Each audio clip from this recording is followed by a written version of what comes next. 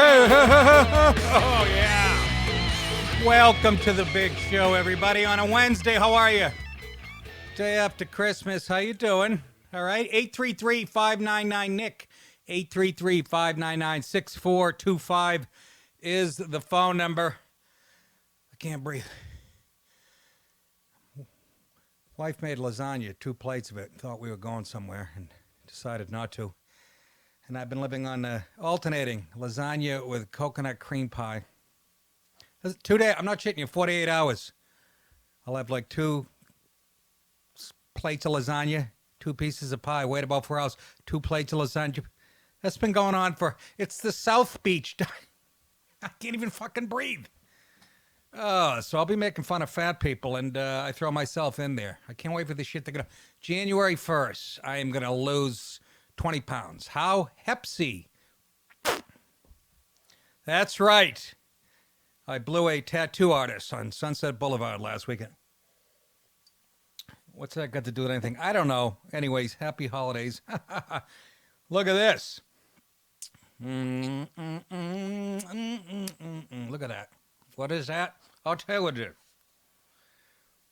Bobby Wheels Ferrucci, one of our loyal listeners and fans and patrons and whatnot, sent this to Nick and wife. Dear Nick, this is sterling silver toothpick. Is one of the last ones that I had made. He was a jeweler. He's retired.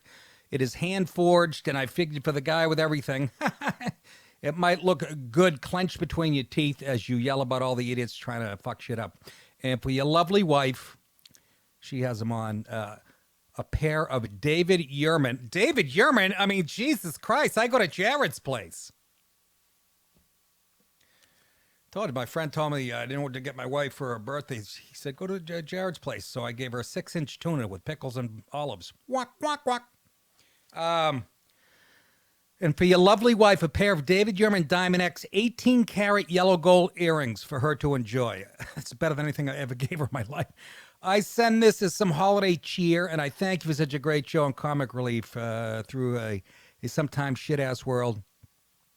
And may I also add the fact that whenever I watch a podcast, bring back all the great memories of my father and uncle sitting around the Sunday dinner table, watching football and talking about the world in pure cynical Italian fashion. I love it. P.S. I'm also sending 2 nutritional bars for the twinks so that they may start growing some fucking muscles on their famished-like bodies.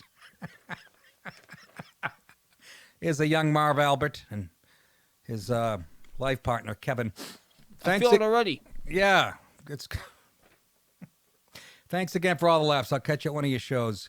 Sincerely, _1 fan in the Hudson Valley. Bobby Wheels Ferrucci. Bobby, can't thank you enough. That was scary generous, man.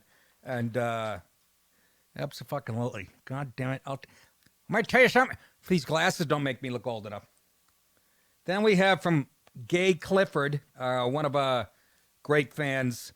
I played his Christmas band song last week, right? I got 2 CDs from Gay. This kid is, who would have guessed? He's very creative, as those gay people are. Nick, what are you saying? I don't know. Also, he sent me this. Oh, man, and I haven't seen this yet. Robert De Niro and Philip Seymour Hoffman in Flawless. Philip Seymour Hoffman's playing a woman, and I might take this in tonight after some bowl games, just for a hoot. Thank you so much. Dates, real quick. You can get these at nickdip.com. Yes, Monday, December 31st, New Year's Eve, Tarrytown Music Hall, Tarrytown, New York.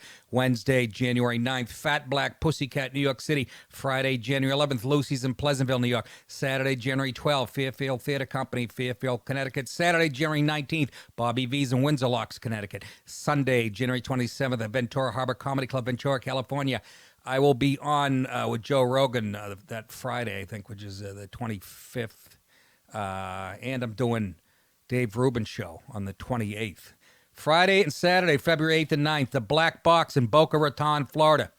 Friday, March 8th, Wood Theater, Glens Falls, New York. Saturday, March 9th, Cohoes Hall, Cohoes, New York. Friday, April 26th, Steel Stacks, Bethlehem, Pennsylvania. Friday, May 31, Jonathan Zagunquit, Maine. Saturday, August 10th, Newtown Theater, Newtown, Pennsylvania. There's some other ones, but the links aren't up. It's too early, so I'll just read the ones that where the links are up. Anyways, how you doing, folks? Last night, 866-599-6425. Colin Quinn called me yesterday morning and said, you got to watch this escape at Dannemora. You know the story about the two criminals upstate New York busted out of that prison, and they used that filthy little ugly hoe that worked there. They were both having sex with her and whatnot. So, and when Colin Quinn tells you something's good, he's usually right about 21% of the time. No, he's usually right about 99% of the time because he's a great writer of scripts himself. And so I said, yeah, I got to check this out. And let me tell you, he was so right on the money. Have you guys watched this? Unfriggin' believable. Patricia Arquette plays Tillie, I should say. She's the woman who helped these guys break out that worked at the prison tailor shop. Upstate New York. This is like 60 miles from Montreal. Just a cold, depressing town with nothing to do. And it is so well written, directed. Ben Stiller, he executive produced and directed this thing. And Patricia Arquette, you might as well give her the Emmy right now. This is as good as acting I have ever seen, and you're gonna freak out. If you remember her, she's been a lot of. And Benicio del Toro plays Richard Matz, one of the bad guys, and Paul Dano plays the other guy, David Sweat, the two guys that broke out. And I don't know how they did it, and that part's all real. Excuse me. Put up a picture of Patricia Arquette. That's her in True Romance. I think her best role, in my opinion, was she total piece of ass and every young boy's dream, and just a cool fucked up chick. And True Romance. If you haven't seen that, you shouldn't be a fan of mine. You should be out choreographing some type of faggy dance. Now here's her transformed into Tillie. No? It's in the article. Guys, when I do an article and there's a picture in it, just fucking assume. You know what, Jace? You can pull it up. He's getting it. I was gonna, but I'm like, no, he'll know. It's in the... To kill time, we had a super chat before the show even started. All right, real quick, go ahead. Chanel Julio says, hey, Nick, this is Joe, one of your newest Sunny subscribers. How's your achy breaky stem? It's breaky, yet not achy, and still a stem, unfortunately. That's all I got to say about that. What the hell's Tillie? Just they refer to her as Shawshank. What the fuck's her real name? Goddamn, it's Mitchell. You got the pic? Here you go. That's not her. I think that's her as her. Is it? Okay. Well, that's what we wanted anyways. That's what I asked for. Sorry, I'm a little slow. It's I take a few days off. That's not doing her justice. She actually looks good there. Fucking, she put on 40 pounds for this role, and it's incredible. You're not even gonna recognize her. She's like gross. She put on 40 pounds. She's an old, wrinkled woman with bad skin, and wasn't there a picture in the article? No. Sometimes I send you guys. Anyways, the only complaint I have about it, and once again, the husband is portrayed as almost retarded, as husbands will be portrayed when it comes out of Hollywood, because the feminists have their fingernails into Hollywood and they approve anything that goes out. Well, what's your point, Nick? He probably was dumb. Yeah, he was a moron, but so was she. As Trump would say, a couple of low IQ individuals. But they made him so retarded and caricature-like. He's like every white husband in a commercial or a sitcom, only dumber. He's like Kevin James to the 100th power in King of Queens. He's that fucking retarded. And he's got a twitch. And that part I didn't believe for... I know he's a dope in real life. But the point being, why did they do that?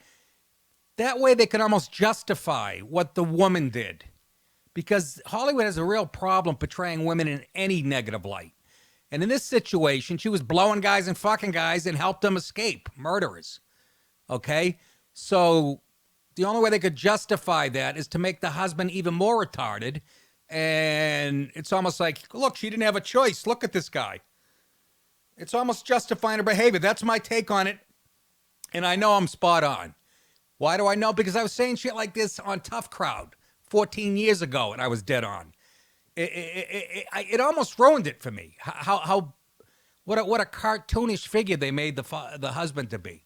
They were both, like I said, semi-retarded, but they catch the gloominess and the mundane life living way up there in the middle of nowhere, that close to the Canadian border with nothing to do. At one point, he takes her for a big weekend in Plattsburgh to a fucking War of 1812 museum or some shit. It is so depressing, the setting, and it's always gray and snowy and cold, and they're miserable, and their big night out is going to Wild Wings, and it's just, Ben Stiller nailed it, except for the friggin' husband. And I guarantee you, there was somebody going, oh no, he's got to be dumber than that. I can just hear her voice. I've met these broads when I lived in L.A. They give notes for scripts. They have no sense of humor. But she was, she's fucking a horrible person. But, they had to soften it by making him even worse. We watched 5 episodes in a row last night. I didn't want to stay up till 4. I would have watched it a couple more. But they did a great job. Even the prison scenes. You know how I know it's realistic? Most of the prisons in the background are black and brown. Yeah, even way up there. As opposed to most movies you watch. Watch Shawshank Redemption. Christ, it looks like the prison looks like a Klan rally. I've never seen that many white guys in one place in my life. But it is so well acted, so well written. It is worth your time, and you get hooked immediately. It's it's based on a true story. I can't believe guys would have the optimism. They find some piping and air conditioning duct work like behind one of the cells, but it's miles before they can fucking cut through it, and they're using little hacksaws that she snuck in a package of frozen hamburger and shit. I'm telling you. And then there's an article today that the headline was Ben Stiller fires back after, this is what they call a Shawshank. Ben Stiller fires back after Shawshank calls him a liar. He's lying. But Ben Stiller has a message for Joyce and Tillie Mitchell, a.k.a. the Shawshank, following her claims that his hit Showtime miniseries Escape at Dannemora is filled with lies. And he says it's not a documentary, explained Stiller, about Mitchell's jailhouse assessment to the Post on Sunday. We did have to create scenes based on us inferring what we believe to be the truth. And I follow this story, and they seem to be nailing it. My guideline was always to try and tell what I thought happened, Still added. This was a story I wanted to tell in as full a way as possible and really tried to take into account the context of the world that everyone was living in. I was just trying to tell the story in as real and hopefully as entertaining way as possible without exploiting. Mitchell, that would be Tillie, 54, blasted Stiller during her Post interview last week at Bedford Hills Correctional Facility in Westchester, where she's currently serving a 7-year sentence for the 2015 prison break that was the basis for her escape at Dannemora, for portraying her as a lovesick prison seamstress. Stiller directs the Showtime series, and there are several scenes showing Mitchell having consensual sex with convicted killers David Sweat and Richard Matt, who are at the center of the 3-week manhunt. She says, "I never had sex with them. Ben Stiller is a son of a bitch liar." A son of a bitch liar. He's lying. Asked about her claims, Stiller told Deadline he was sorry she feels that way and he might punch her in her throat. No, he didn't. Look, excuse me.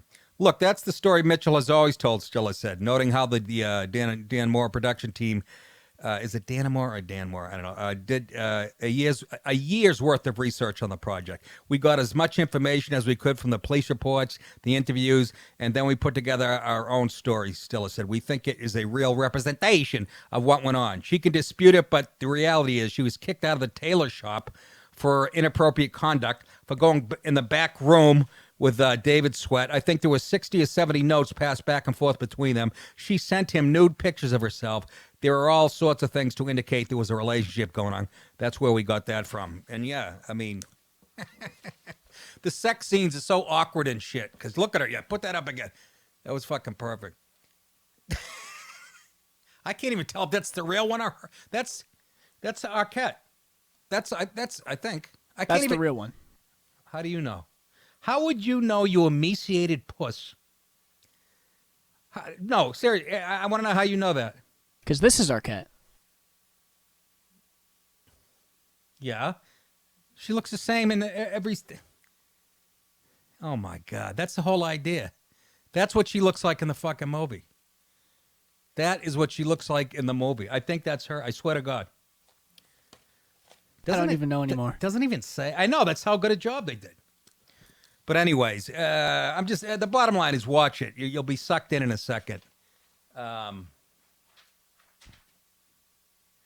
not going to talk smack, so you can get rid of him about the Patriots and Jaguars. Don't call in and tell me what to talk about. Especially when it's irrelevant to the goddamn conversation. Tell him to find something else and I'll talk about it. Anyways, let's get on with it, shall we? Oh, this is good news for the Republicans, I think. 2020 vision, this is the headline. Hillary Christmas message includes photo from White House. Hillary is dreaming of another run, apparently, maybe. Do you fucking believe it? Don't we have a picture of Hillary? No? Did I send this to the wrong show? Fuck it. Here she is. I should talk. I weigh about the same. How do you like to hear this for 4 or 8 years? Please shoot that thing. Shoot that fucking thing. Okay, money? She sent out a tweet with a picture. Merry Christmas to everyone celebrating today. She tweeted along with a photo of Bill about to embrace a woman. It says, presumably Chelsea. Yeah, you better presume. Probably the fucking maid who made the ornaments on the tree from Ecuador. They got her chained to a radiator, feeding her Alpo. Clinton has left the door open. That's a big door to leave open. I'll tell you, it's like double doors. Open to a potential, get this, third run for the White House. A third fucking run? No, we can't have it. Run through a motherfucker face. That was her quote. In October, Hillary admitted, I'd like to be president. Here's the video of this fucking... Look at that giant head. Do you want to run again? No. Wait. No. There's a pause. Well, I'd like to be president. Okay. No, look,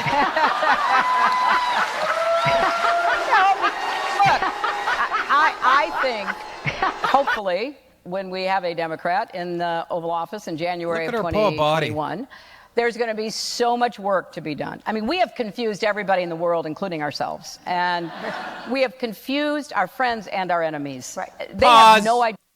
How? Who's confused? Because Obama didn't confuse the whole fuck our allies and enemies. He went around and sucked ass and apologized for the United States. That was his first thing. Then he tried to be their friends. And then he drew a red line in the sand. He fucked that up. Led to your demise, Benghazi. But we're confused now? It's just the opposite. Trump came in and said, hey, motherfuckers, we've been paying for your defense over in Europe and NATO. You got to start pitching in. And by the way, from here on in, it's America first. How the fuck could it be? Where's the confusion? They don't like it. That's different, you thick-ankle dog face with fucking hands like a monster. Where's the confusion? You confused it. You liberal jerk-off American-hating pieces of garbage. You confused it. There's no confusion. Fucking NATO knows right where they stand. They better pitch in, and the people at the UN, or fucking get off the fucking boat. We're not helping you. And by the way, you can't come pouring into our country unfettered now. I think he cleared up where he stands there. What confusion, you titless wonder? Seriously, you are deranged. Nobody wants you, including your own party. Please run. I'm sending you $25 tonight in government cheese, and you can stick it up your ass. Why did I take it that way? I had a good point. Confusion. Our allies are confused. Yeah, right. They are confused. China's going, holy shit, Trump knows what he's doing with the economy. They're going to smoke us. We better start stealing some more like we did when Obama was in office. Fucking confusion. Deep state mean anything? You fucking sausage eater. I got something right here. Bobby, look at this. Piece of brajol from last Christmas. Not this past. I'm talking a year ago. I love this thing. I wish I was a badass. I'll bite down and one of my fake teeth will come out. That's real silver. Hello, I'm William Devane. Clinton went on to tout her credentials to prove what. Go ahead. I think there's more. What the United States stands for, what we're likely to do, what we think is important. So the work would be work that I feel very well prepared for, having been in the Senate for 8 years, having been a diplomat in the State Department. Done nothing. And it's just going to be a lot of heavy lifting. So good. I hope you break your fat back. Do you feel like? Oh, I have no idea, Kara, but I'm going to, I'm not going to even think about it until we get through this November 6th election about what's going to happen after that. Yeah, ready? Run through a motherfucker face. The interview Billy went, I don't know what you're thinking. I mean, you guys love me. I can tell you don't like my wife that much, but this dumb bitch is a glutton for punishment. I'll tell you that much. It's curious why Hillary Clinton's name isn't in the mix, either conversationally or in formal polling, as a 2020 candidate, Raines said. Philippe Raines, that's one of her guys that work for her. She's younger than Donald Trump by a year. Ooh, that's by a whole year. She's younger than Trump, yet she can't speak more than a minute without spitting up blood, and she had a shit stain in her pantsuit for half the fucking campaign. But she's younger by a year. She lives on heavy cream and fucking bonbons. She's younger than by Joe Biden by 4 years. Is it that she's run before? This would be Bernie Sanders' second time and Biden's third time. Is it a lack of support? She had 65 million people vote for her. Yes, and 64 million of them were in New York and L.A. So you run, Hillary. You go, girl. You go. You go to the gym. Do some deep knee bends, you big cheese eater.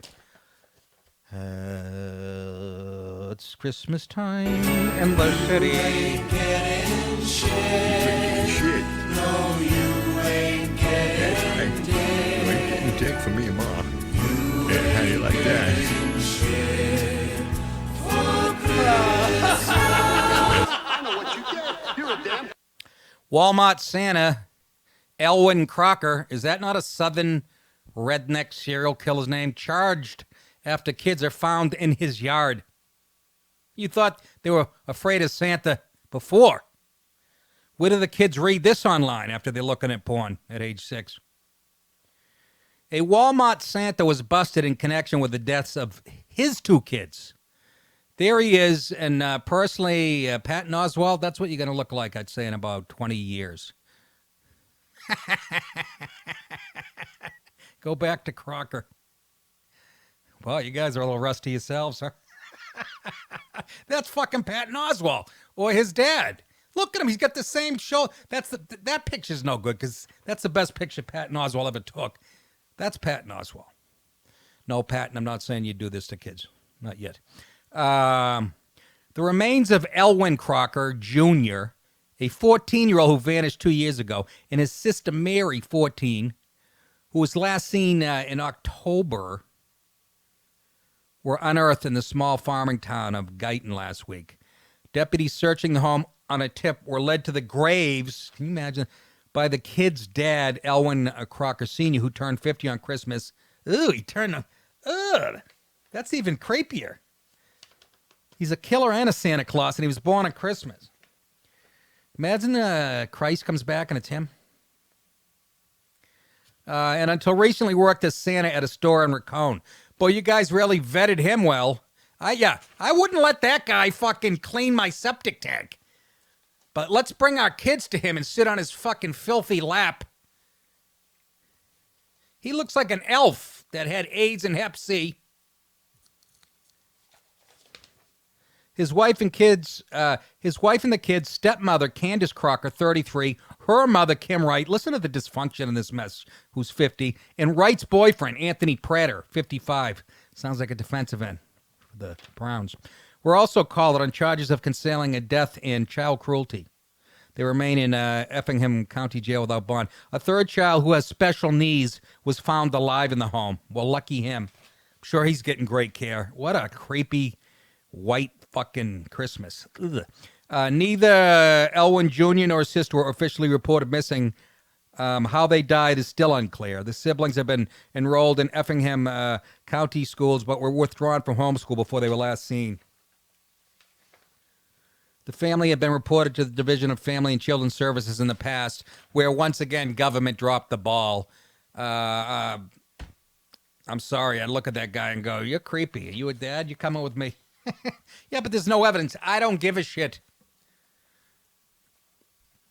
You have little kids soap on your breath. 833-599-6425 is the goddamn phone number up in here. Run through a motherfucker face. That's right. Mm-hmm. Anybody see the Kevin Spacey creepy Christmas video that he released that made that last guy in that story look sane? Spacey always gave me the willies a little bit.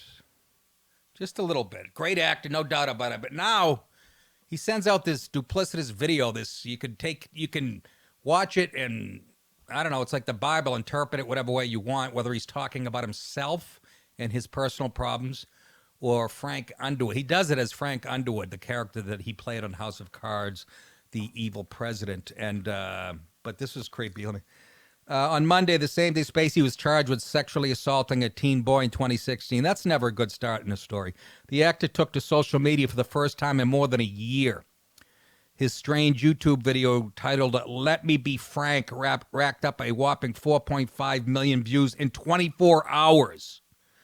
The Oscar winner had been, 3.5. Those are people he probably touched. Oh, Nick, you don't know that. I don't. Just making a joke. Zach, hold on the line, buddy. We'll get your story in a second. Anyways, the Oscar winner has been silent since October 2017 when Star Trek Discovery actor Anthony Rapp first spoke up about allegations against Spacey, but returned with a seasonal splash clad in a spirited Santa Claus apron. In the video, which has since swelled to more than 6.4 million views, Spacey defends himself in character as Frank Underwood. In the world of the show, Underwood himself is a sexual assaulter and murderer, which makes him an odd choice as an avatar for claiming innocence. Here's the video's about 2.5, 3 minutes long, but I think it's interesting because he's in character. It shows what a great actor he is, but he could be talking about his personal. He sends out this weird, and then I'll read the allegations. Sorry, I'm going to weigh in. He's about as innocent as OJ was, but let's watch this video.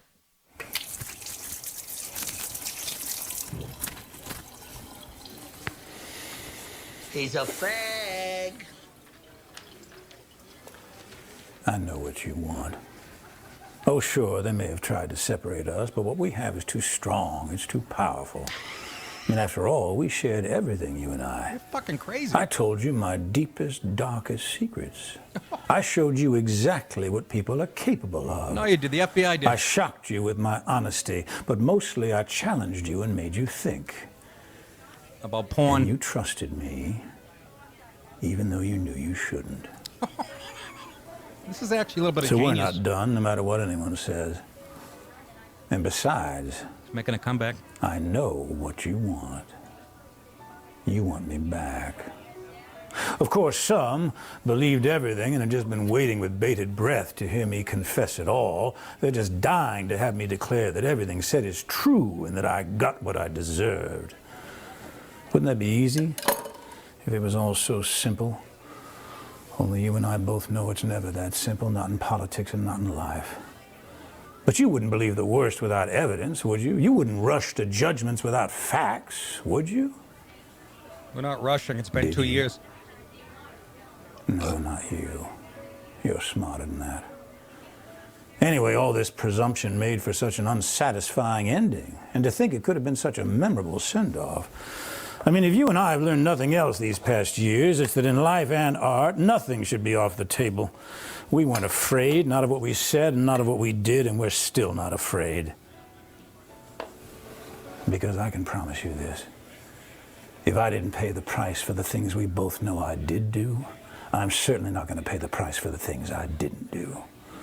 Oh, of course, they're going to say I'm being disrespectful, not playing by the rules, like I ever played by anyone's rules before. I never did. It's fucking great. And you loved it. Look at his apron. Anyhow. Guilty. Despite all the poppycock, the animosity, the headlines, the impeachment without a trial, despite everything, despite even my own death, I feel surprisingly good. And my confidence grows each day that soon enough you will know the full truth. Wait a minute. Somebody's touching my balls under this apron. Now that I think of it, it's little Billy. You never actually saw me die, did you? I don't know what that means. You left it in somebody's ass. Conclusions can be so deceiving. Miss me? Get out of my room, you sick cunt. All right, I don't know. Rumor has it that Jerry Sandusky wrote that script and sent it to him. He could be talking about Frank Underwood himself. That's what makes it so weird. And maybe disrespectful to the victims themselves. I thought it was going to reveal, like, you know, when they pull back the camera, like 4 kids in their late teens nude behind them, drinking cocoa with just Santa hats on. Shit that Ryan would do, not blink twice. Am I right, Ryan? I would be one of the teens. Yes. Now he's got a big smile on his face. You look like you're 14. Anyways, let's go to Pat real quick. Saratoga wants to talk about this video. Patty, what's going on? Thanks for coming out the other night. Yeah, hey, what's going on, Nick? Yeah, I just wanted to say I saw this video Christmas Eve, and I think it just goes to show how out of touch, you know, Hollywood really is, because I mean, he's out of his mind, even if he's innocent, to make a video like this, you know, and these are the people in the industry that are saying that, you know, Trump interferes with investigations, or he's just, you know, outright narcissistic. I don't know how it gets more narcissistic than this, you know, and I thought it was really just kind of a pathetic video. And, you know, he was like one of my favorite actors, too. Yeah. He still is, but I don't understand it. In Hollywood's defense, I mean, they did boot him from House of Cards and a whole bunch of other shit. But I guess there's one project he's still involved with. I forget the name of it. You know, his agent and everybody had to drop him. So, you know, but we'll see. They will leave the door open for this guy. Something tells me deep down that they have a soft spot for this guy too. But that was you're right, Pat, because his brother said that in an article. His brother hates him. He said my brother's the most narcissistic. I read it on the show, and pompous, fucking arrogant asshole, and yeah. So we shall see if he ever resurfaces. I'm sure a gay guy will get a break before a straight heterosexual guy who's accused of the #MeToo. But they got phone calls. Hey, Pat, nice meeting you and your old man, by the way. I appreciate you coming out. Hey, yeah, thanks, Nick. He loves you and loves the show. He doesn't have a smartphone or a computer really, so he can't watch the podcast. But he loves you, man. He's like he's a Boston guy himself. Yes, so stone him. He thinks it's pretty awesome when I take him. So. Thanks, Pat. Good call, buddy. Yeah, they came out to the show. So they put up a hotline. Remember, he worked at a theater in London, and right after that, Anthony Rapp came out with that complaint. But let me just real quick. I'm going to rip through the allegations. It sort of reminds me of Bill Cosby when 60 women had the same story. I'm pretty sure. I don't know. I know it's circumstantial evidence, but here is what we know. Other than Anthony Rapp, which was back in October 2017 or 14, whatever. Here we go. Here's some of the other allegations. 1983-84, anonymous 14-year-old boy told New York Magazine in 83 when he was 14, Spacey was 24, he began a sexual relationship with Spacey that allegedly culminated in Spacey attempting to rape him. 1985, anonymous 17-year-old boy. BBC reported on November 1st, 2017, Spacey allegedly approached an anonymous 17-year-old boy in 85, befriending the teen and then ultimately inviting him to visit his home, where Spacey progressed from being charming and brotherly to sexually inappropriate. Well, that's what I did when I was young with girls. I'd be all charming and opening the door for them and pulling out their chair for them when they sat down. And then by the end, when they went to sit down, I'd pull the chair out completely and they'd bang their head on the floor and I'd laugh. No. That's totally false. After rejecting Spacey's initial advances, the accuser says he woke up to find Spacey's his head on his stomach and his arms wrapped around him. Kevin Spacey said he was showing him how to form tackle. I don't believe it. No. The anonymous source described Spacey to the BBC as either very stupid or predatory. 1986, Kate Edwards. Hey, that's a broad.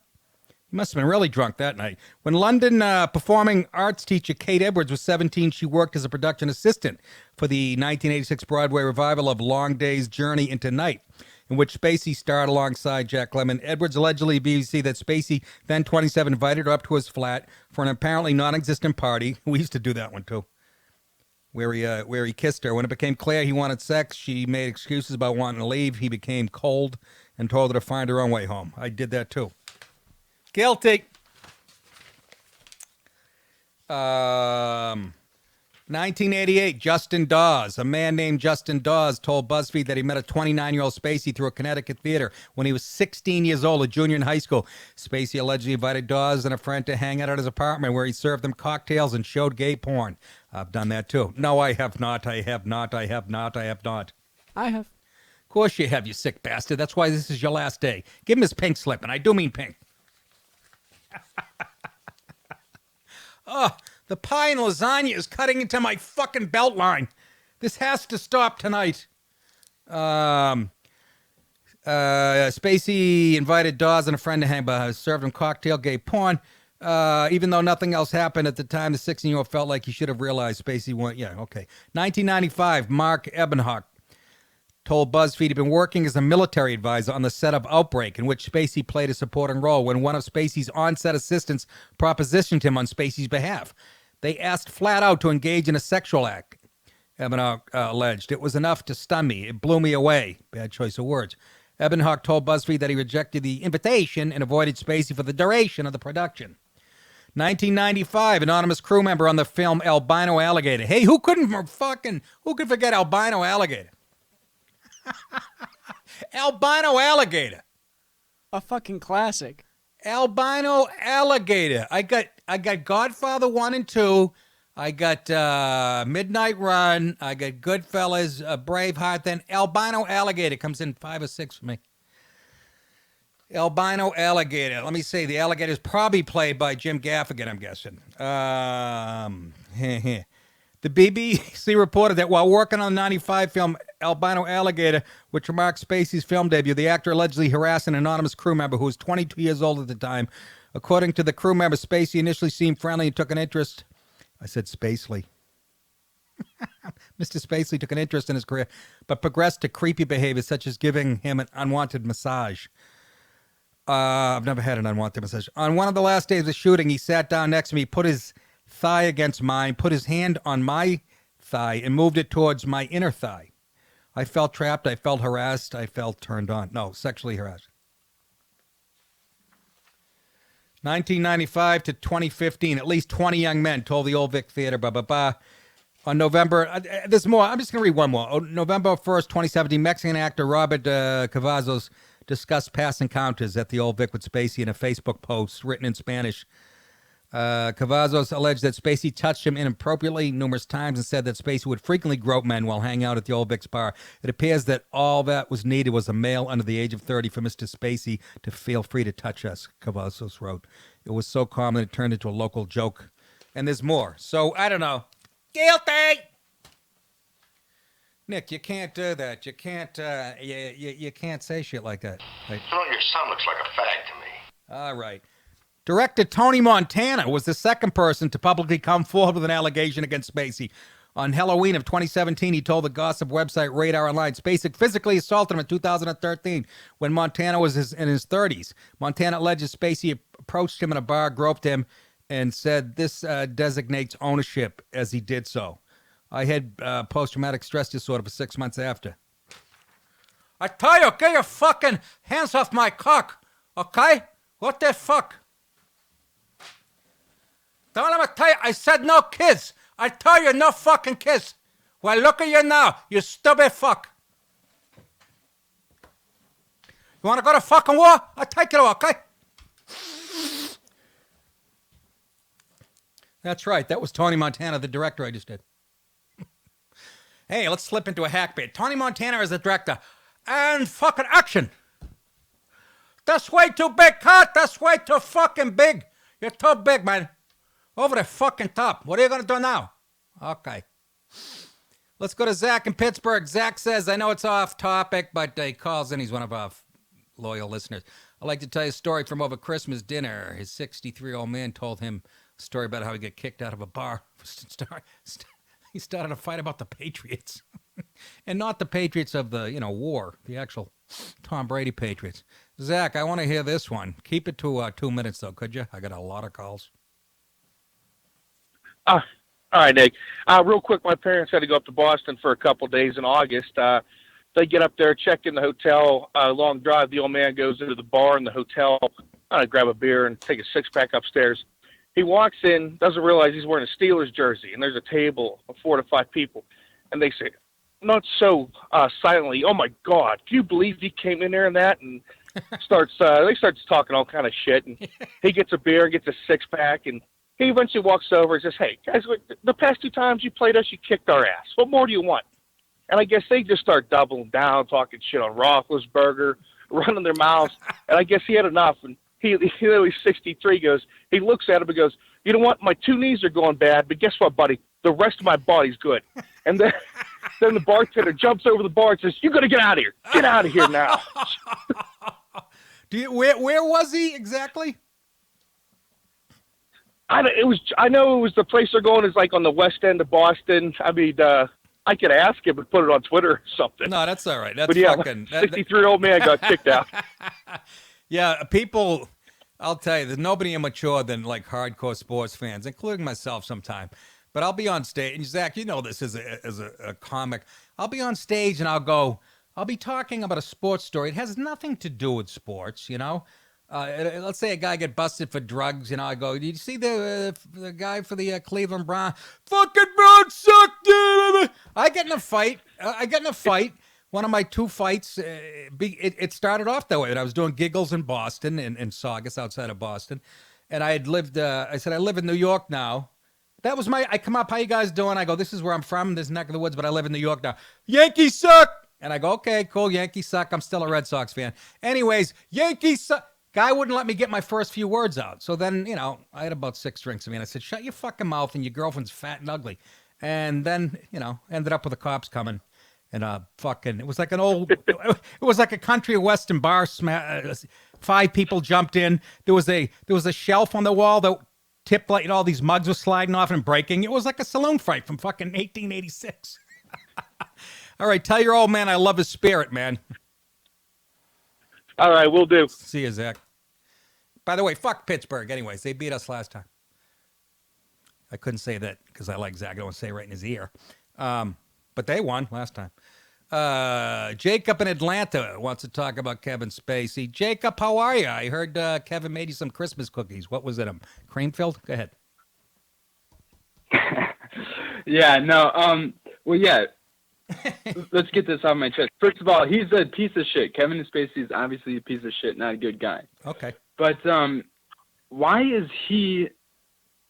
So when you think of the Me Too movement, who do you think of? You think of Harvey Weinstein, who was dude who used his power to basically get laid. Yes. And then you got Kevin Spacey, who is supposedly a horrible pedophile. Sounds it. Who's got like 30 accusations against him. Yeah. But did you address the fact that he's being charged like currently? And it's regarding his one instance with like an 18-year-old. Yes. So my point is, why are these 2 guys the face of the Me Too movement when all of your listeners know, there are straight up horrible, evil people in Hollywood that are just going under the radar right now. But these 2 guys that are apparently the worst people in Hollywood, according to MSM, they're the 2 guys that have never criticized Trump. So is that all it takes? If you criticize Trump, Hollywood's not going to out you? Because you just read a bunch of fake news articles that are giving accounts of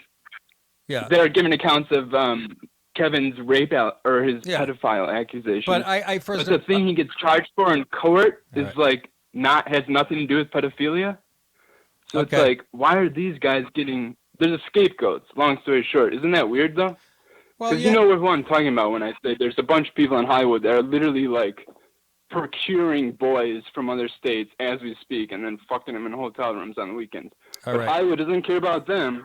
They're just going after people who didn't speak out against Trump. All right. Thank you for Seems the. like. I'll comment on it, Jacob. Thank you for the call. We don't know that. We don't know. I don't know that Harvey Weinstein has never criticized Trump or Spacey. I think we can find that out. Harvey Weinstein goes back and forth politically. He plays, he's a power player. He'll go, he'll shut his mouth and if he thinks, he knows where the power is or whatever. So, but as far as being the face of the hashtag Me Too movement, Weinstein is, I would say, isn't he? I know Matt Lauer and Charlie Rose and everybody else who has a call, Les Moonves and whatever, but it started with Weinstein. That blew the lid off this whole thing. But I'm sure we can find criticism of Trump by these two guys somewhere if we looked hard enough. So you might be looking for conspiracy where there is none. But I get your point. The other one's right out there and fucking, But he sounds, like I said, it reminds me of Cosby. All this, he's out of control. And his brother, I read this article a couple weeks ago. His brother, they interviewed him. He says, my brother's probably on an island. He was on an island. They said he was on an island somewhere. Who knows where. And he said he's probably taking part in the behavior that got him in trouble. And he doesn't give a shit. And he's a pompous. This is his brother talking. Now, who knows? His brother could be a scumbag, but I don't know. And these are allegations, but I'm sorry. I'm going out on a limb. It's the same story after story after story. I didn't even read there was 5 more of them. So, there's a pattern developing. So, anyways, enough of that. I feel filthy talking about it. Yeah. I can cheer you up with some super chats. Oh yeah, that'll do it. Read them slow now, all right? So I can understand you. Go ahead, Ryan. All right. Patrick Dorr says, I rented True Romance for tonight. Can't wait. Have you ever seen it before? Doesn't say. Probably not. Pat, you're in for a fucking... That was Tarantino's best. As good as Pulp Fiction. I like a little better than... And I love Pulp Fiction, one of my favorite. But I thought that was even better. Go ahead. All right. Crash Hand dropped a sick 50. Love your show, Nick. And when will you be back on Anthony's show? I guess he's referencing Anthony Cumio. Yeah. You guys are so great together. Oh, I thought he was talking about Anthony Newley. Yes. Comia sent me a text saying Merry Christmas yesterday. Hadn't heard from him in a while, so got to get back on there. Got to get back on there. It's good when I plug and I work around here, and he makes me laugh as hard as anybody, and he's not this fucking racist that everybody's making him out to be. It's such fucking nonsense. He's actually a smart, funny guy. And got to get back. The only problem is his show sort of collides with mine. He doesn't work on Friday either. That's my day off. His show is in the fucking city. His show is from like 4 to 6 or 4 to 7. That's, prime hours here when I'm preparing, and we start at 6. So I'll figure something out. I'll make him do a noontime show on a Saturday if I have to. As far as Artie Lang, I know I brought him up. And what, guys? What's the matter? What's the matter over there? I just realized Crash Hand donated NOK dollars. They're not pounds, they're not American, they're NOK. I don't know what that means. Knowing your reading, those are Nokia dollars. NOK? Yeah. I don't know. Can you type them back and ask? Probably some type of Bitcoin. I don't know. I got one more. Oh, you do? Good. Hurry up. Mike Rossi dropped a wonderful 100. Wonderful 100. Merry Xmas, Nick. I hope you got to plow the North 40 a few times. I don't know what that means. By the way, I just sold my business and I want to be your first superfan guest ever. I'll sit in between the twigs and keep them in line. I could use a laugh and teach those two pencil necks a thing or two. Name your price. Mike, I've met you. You scare me a little bit, so you're not coming to my house. Well, it's going to be a lot more than $100. But I tell you what, Mike, you just called the Twinks the Twigs, which is much funnier. And it's now your new names. It's the Twigs. Mike, that was a mistake on your part, but you know what? It's going to stick. It's hilarious. The Twigs. Anyhow, can I move on? Yeah, that's it. You don't have a little girl in a wheelchair that wants to... Crash Hand just said it's a Norwegian kroner. Yeah, well, you keep that kroner, fella. Kroner don't give me a boner. That's a hip-hop lyric. I like my cash in my stash. Kroner give me a boner. All right, next story. Did you guys see this video? This sent chills up my asshole. At least 429 dead in Indonesian tsunami as residents warned to remain vigilant. Yeah, thanks for the warning as my neighbors are floating by in their lawn chairs. A lot of fucking help that does. Authorities issued new warnings on the grim anniversary. Remember the 2004 earthquake and tsunami killed a staggering 230,000 people across 14 countries? That was already 15 years ago. I'm going to be dead in 10 minutes. It's scary how fast life's going. The latest tsunami spawned by the side of a volcano. It was spawned by the side of a volcano slipping into the ocean. Follows one triggered by a quake that struck just 3 months ago on Indonesia's Sulawesi island. That temblor and tsunami killed an estimated 2,100 people. On Wednesday, Indonesian authorities warned that the continued eruption of Anak Krakatau, or Child of Krakatau, could trigger additional tsunamis. According to Singapore's Straits Times newspaper, on Tuesday, a fresh eruption at the Anak Krakatau volcano sent residents fleeing from coastline areas. Locals and officials alike in Sumur, among the areas worst hit by the tsunami, scrambled for higher ground after hearing a booming sound at about 2:40 p.m. local time. Those poor bastards are living, their nerves are just frayed. Somebody farts and they're breaking out the umbrellas and shit.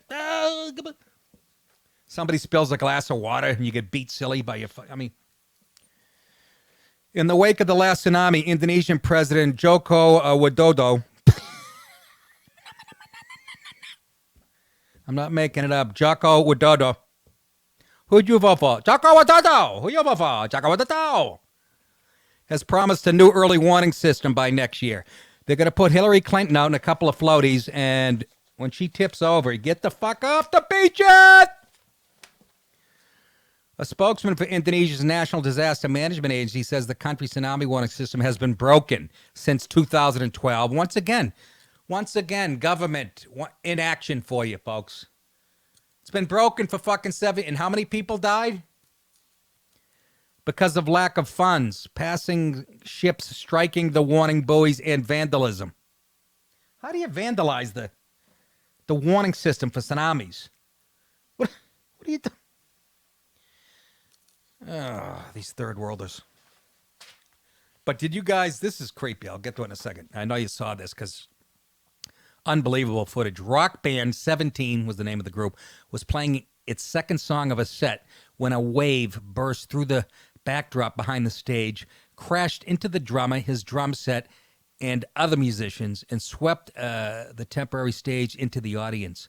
A video posted on YouTube showed the tsunami slamming into the stage erected on Tanjung Lesung Beach on the Java coast, where the band was performing at a gathering for families of employees of Persishan Listrik Negara, the state electricity company.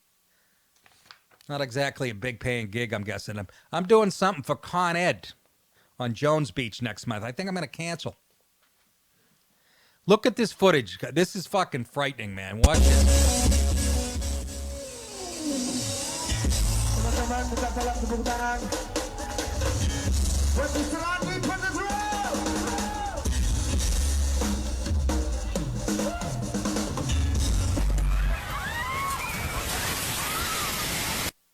What the fuck?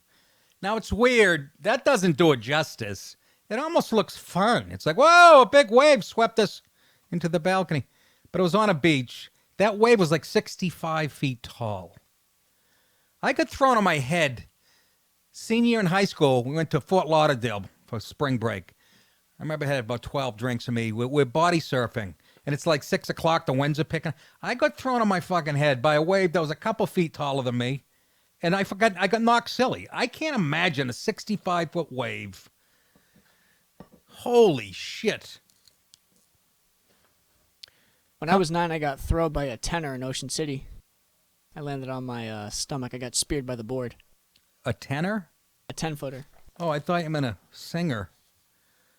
Yeah, I got. I thought a impaled fucking by my- opera star was at the beach with you. So this skinny fuck's bugging me. And you get impaled by a board? Yeah, by my board, just right in my stomach. I started puking immediately. Seriously? Yeah. How could the people tell the difference, obviously, between you and the board? You're about the same thickness, color. You both have wax coming out. Wax coming out of her ears? Out of your... That made no sense, Nick. I know. But listen to this. In a telephone interview with Indonesia's TV1, which I subscribe to, terrific recipes on there. Listen to this. Lead vocalist Raifian Ifan, Kevin Jones, let's call him. No, let's call him Ifan, said there were 2 songs into this set when the wave struck. It was difficult to see in the dark, he told the TV station, but he could hear cries around him and make out flailing hands as people tried to stay above water. As the noises around him faded, he said, he thought that the concertgoers around him had drowned and that he may be next. Imagine how frightening.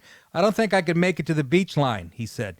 I feel I am really in the sea and about to die. He tried fruitlessly to swim against the rushing water, but salvation came in the form of a floating box. No, that's not a sexual. He latched onto it and used it to swim to a tree. Half an hour later, with the water receding, he climbed down from the tree covered in scratches. He had one singular thought: I have to find my band family as well as my wife. Anybody want to point out what's wrong with that? Typical lead singer for a rock band.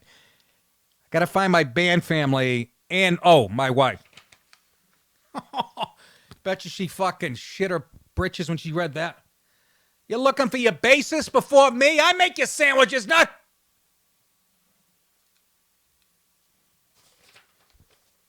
He said that the band had already lost their bassist, Muhammad Awal Prabani, and their manager, Oki Wajaya.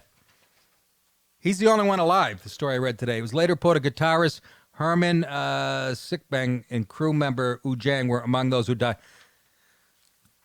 220 people died or whatever. 220 that night? More than 200? No, it's over 400 now. Can you imagine? That doesn't do it justice. I mean, it looks like, I don't know, upstairs toilet busted. A little bit of overflow. I'm just saying, it was like, whoa, pull back the blankets. But how about if you're in that audience, you don't know how to swim? How about those people? But once again, who's to blame? The government. Oh, the fucking tsunami detector's been busted for about... We'll get around to it. Just play one last song here. We'll fix it. That's 2 stories today where the government was to blame. I don't remember the first one. Was at the beginning. Oh, the Santa who killed his 2 little kids they found buried in the backyard. The cops had checked on them, or social services too, prior to that. Didn't see anything up with a guy that looks like Patton Oswalt foaming at the mouth and pictures of Cub Scouts all over his headboard. But no, everything looks good here. So to lighten things up, Yeah. the 50 Norwegian krones that guy gave us equals $5.71. Wow, that changes everything, said Nick sarcastically. We only take American here, okay? What, am I going to go to the bank with my crowns? Can I convert them online? Get some information there. I think YouTube converts them to USD for us. Seriously? Yeah. Is it another theory of yours? What was your opinion earlier on the show, Ryan? What opinion? I don't know. You said something. And I said, really? How do you figure that? And you had no answer. Anyways, go back to finishing your popsicle. Dan in Ottawa, Canada. Trump Christmas dinner. He won a bet with his grandmother over whether Trump will still be in power by now. Danny boy. Nikki, how you doing? So your grandmother's anti-Trump. I'd say you kick her right in the fucking bony ass. Your thoughts?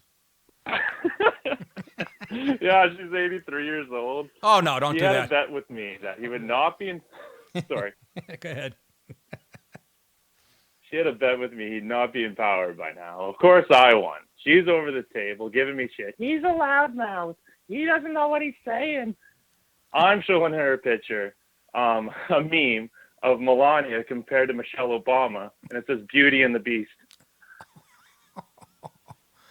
That's kind of mean. But I gotta agree with you. Melania's got it all over. Look, Michelle's a piece of ass if you're from the hood, and you want to bang somebody who looks like, again, a strong safety for the Broncos. Yeah, if you're into 18-inch ankles, our Father. Our Father who art in heaven, hallowed be thy name, thick ankle dog face.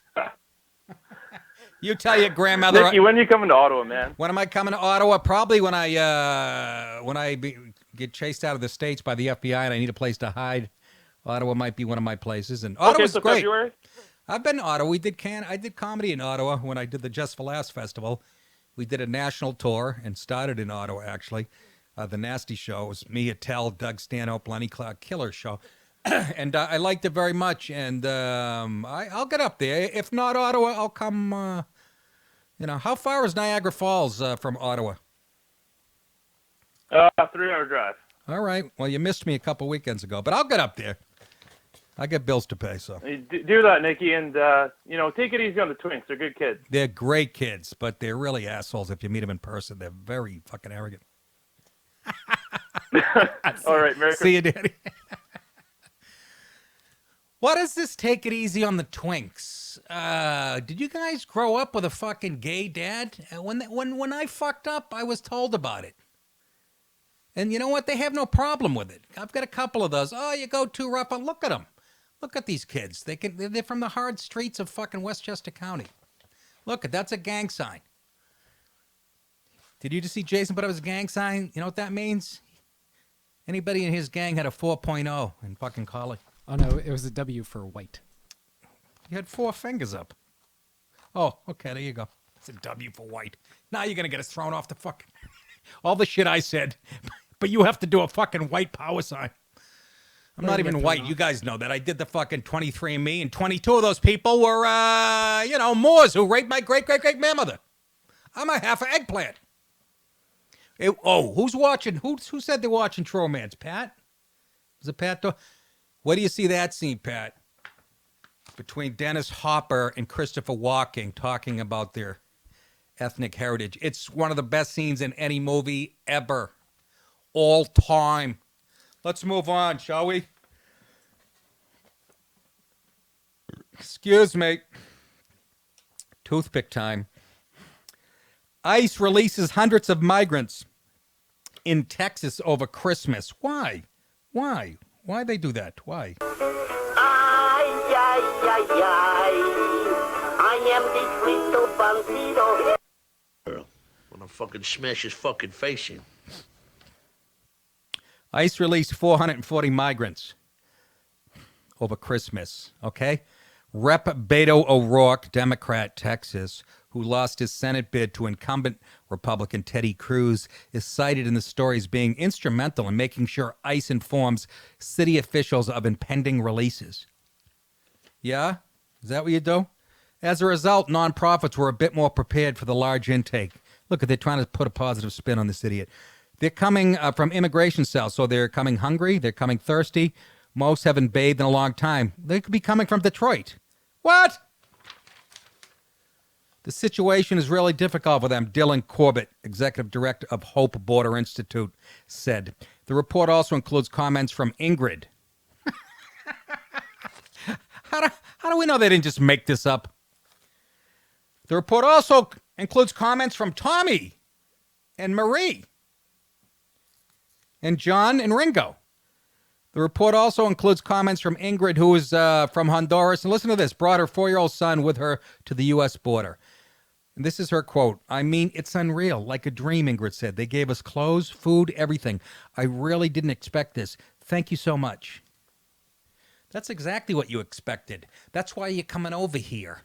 You're going to get shit for free if you get in. You know that. Don't play dumb with me, Ingrid. I've seen you kids wearing $400 Nikes. Okay, $180 Nikes. What do you think? They were going to turn the hoses on you? I guess you've been watching The Adam's Apple at MSNBC and Hillbilly fucking I fucked my cousin Joe Scarborough eyes. We're a compassionate nation. That's why we're letting half the world in here. That's why there's 22 million people living here illegally. Really closer to 30, they say. And that's from a report out of Yale, a real right-leaning school, by the way. So there's no more compassionate place on the planet. Stop listening to the leathered nipple Nancy Pelosi, dickweed Chuck Schumer. Ugh. Here's a statement from ICE. After decades of inaction by Congress, the government remains severely constrained in its ability to detain and promptly remove families with no legal basis to remain in the United States. To mitigate the risk of holding family units past the time frame allotted to the government, ICE has curtailed reviews of post-release plans from families apprehended along the southwest border. In other words, we can't hold them. They're overrunning us. We can't... You can only hold them so long. So let's release them into the fucking, and let's put the taxpayers, the U.S. citizens at risk. Okay? That's what they're doing. Even still. Curtailing reviews of post-release plans from families, curtailing them. That means cutting them short. ICE continues to work with local and state officials and NGOs. That's not a racial thing. That's non-governmental organization. Partners in the area, so they are prepared to provide assistance with transportation and other services. Yeah, what other service is that? It says migrants in the story, but are they just migrants or are they illegals? I mean, we're talking about ICE in the story, so see, eventually... when they're detained, we're supposed to give ICE a heads up when they're going to be released. Those twigs in there are laughing at something. I don't know what it is. I think they're watching another podcast. Now we're watching gay porn. Are you really? Oh. He looks like he's 11 today. You are a Sandusky Jason wet has dream. a picture of actual ICE in the preview window.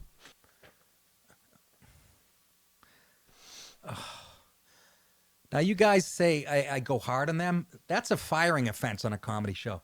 You mention ICE and somebody puts a picture of ice cubes up. He could have went with a couple of black rappers. He didn't even do that, which would have fit the show's narrative a little more. He went with ice cubes. But I'm going to let it slide. It's a day after Christmas. I don't want these. They'll be fucking homeless. Yeah, we weren't going to do it. We held it up in the preview, but we didn't put it up. Yeah, but you did. Well, after you called us out on it. I know. All right, kids. Go back to fucking watching gay. I'd rather you watching gay porn than pulling up Ice Cube pictures. That was as gay as gay porn. I got to be honest with you, Jason. Finally tonight, let's go to Mike Rossi. He's got deep pockets, this kid. He's from Rhode Island. He sells some good weed up there. I bought some, I think it was in West Warwick. What's up, Rossi? West Warwick. What's up, Nick? What's happening? When I saw your stand-up, it was fucking hilarious. But I was so fucked up. I had like 6 Long Island iced teas. All I was trying to do was not smash my forehead off the bar. I was sorry, so Mike, don't judge Mike, me on that alone. No, I'm not. But Mike, you keep. We can hear you, and then you fade out, and then we can hear you. Try to keep the phone near your mouth. I'm in the middle of my street trying to get a satellite signal, Nick. I do everything I can for you. All right? So, look, Okay. Hey, here's the other thing. If you want, I'll be more than happy. You can blindfold me on the state border, right? And you can take me to your residence, and I can sit there with a twig like an ISIS soldier, and you can ship me the fuck out after you're done. All right, I'll kick it around, Mike. Let me kick it around. Hey, yeah, throw it around. All right, thanks, Nick. See you, Mike. Merry Christmas. He reminded, you know why I'm scared to have him? He reminded me of me. He had a fucking really down, negative fucking vibe coming on. It was like a rain cloud pulled into the bar area and took a big fucking shower on me and left. But he had that Rhode Island, Massachusetts. I can't explain it. You have to be from there. It's a combination. Rhode Island is like a boil on the ass of Massachusetts. And I lived in Rhode Island. It's actually a beautiful state. But I'm just saying he had that personality, that New England saltiness with a side order of fucking bummer. But you know what? Fucking great guy. Came out to see me live, and I could tell he was sloshed. 6 Long Island iced teas. Long Island iced, what are you, stuck in 1982? Then I had a couple of Harvey Wallbangers and a Manhattan. Long Islands are my favorite drink. You still like them? Yeah, of course. still. Well, of course. If you're going to touch a fucking underage kid, you better be sloshed. You lure the kids into the house with fucking the umbrellas in the drink. All right. Back to the show. How's your tits out there, you fuckstains? Donald Trump, I'm all alone. Poor me. This is a tweet on Christmas Eve in the White House, waiting for the Democrats. This is his tweet, to come back and make a deal on desperately needed border security. I love it. He is not backing down. The president spent most of the morning on the dumper, belly laughing at Fox News. No, the president spent most of the morning on the social media platform urging Democrats to pass a funding bill for national security after the government shut down on Friday. And boy, did you feel the ramifications when they shut that government down. I was frozen in time. I wanted to leave the house and I didn't know if the mail was coming in. I just, could I go to the supermarket? Are the meatballs still, do they still sell chicken when the government shuts down? Everything's government approved. I didn't know what to do. I was frozen. I stood in my living room on my underwear for almost 27 hours. And then my wife said, everything's fine. So anyways, the House of Reps passed a continuing resolution to keep the government open with $5 billion in funding. What a fucking scam. And remember this, folks, the government shuts down throughout the year. Sometimes they shut down without telling us for operational shit and formal stuff. They don't even tell us and it shuts down. And, it's shutting down right before Christmas? Oh, no. They passed a $5 billion, but whatever. This shit bores me. But the Senate refused to vote the legislation forward, shutting down the government. Trump remained at the White, and I'm glad they did. We're throwing this in Chuck Schumer's hands and Pelosi's hands, because every poll says the fucking people want the wall. And we know, yes, I know the wall is just symbolic, but you won't let us guard it with actual rifles and shoot people and shit. We can't use drones and spray them with poison and shit. So you know what? Build a wall just to bust your balls. I don't give a shit if it's made of Legos at this point. 50 feet high with Legos and smear it with cream cheese. Nobody's getting over that. He says at some point the Democrats not wanting to make a deal will cost our country more than the border wall we are talking about, Trump wrote. Crazy, talking about himself. He reminded the United States that Democrats used to support border security, but desperately want to keep him from a political victory. And he's right. They have flip-flopped on this issue. Here's a little bit of, I think it's Obama and Chuck Schumer. Here's how they felt about border security a few years ago as opposed to... Man, fuck you and your bone spurs. No, Jace. No. Wow. Jace is having... Fuck you and your bone... Thanks for giving the reveal to the final story away. I'm sorry. Wow. Do you have the... Go ahead. In fact, that's the real amnesty. Pretending we can deport 11 million people or build a wall without spending tens of billions of dollars of taxpayer money is abetting what is really just factually incorrect. It's not going to work. That's 3 years ago. The bill before us will certainly do some good. It will authorize some badly needed funding for better fences and better security along our borders, and that should help stem some of the tide of illegal immigration in this country. Senator McConnell wanted me to negotiate the wall with President Trump. I said to him two things. First, it's not a negotiation, no wall. And second, I said only you can persuade him that he shouldn't do the wall because it'll cause a government shutdown. Illegal immigration is wrong. And a primary goal of comprehensive immigration reform must be to dramatically curtail future illegal immigration. Second, operational control of our borders through significant additional increases in infrastructure, technology, and border personnel must be achieved within a year of enactment. You know, I fucking hate the way you make me fucking ride you. Now get the fuck out of here.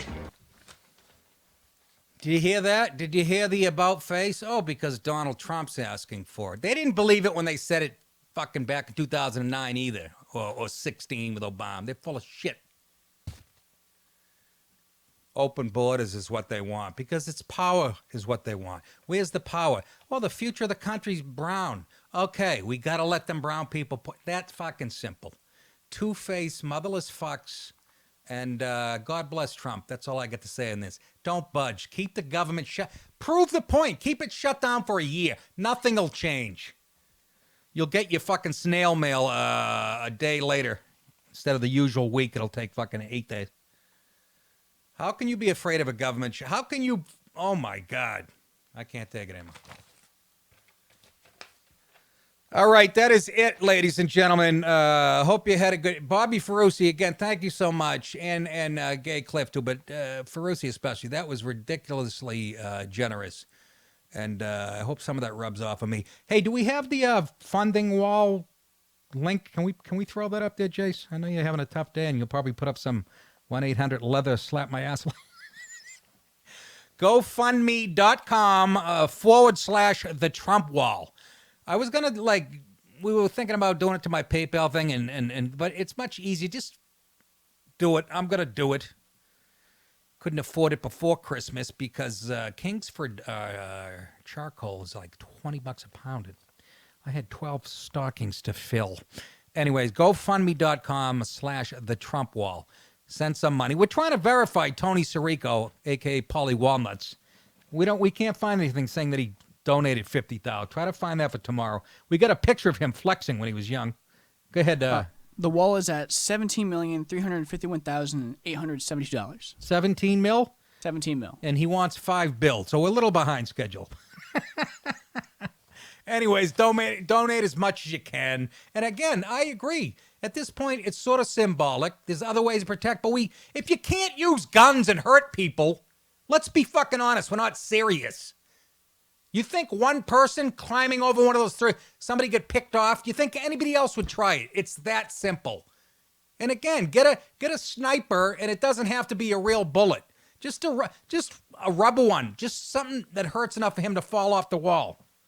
Seriously, it is that friggin' easy. That sounds outrageous. You want to use guns to protect your boat? Yes. Yes.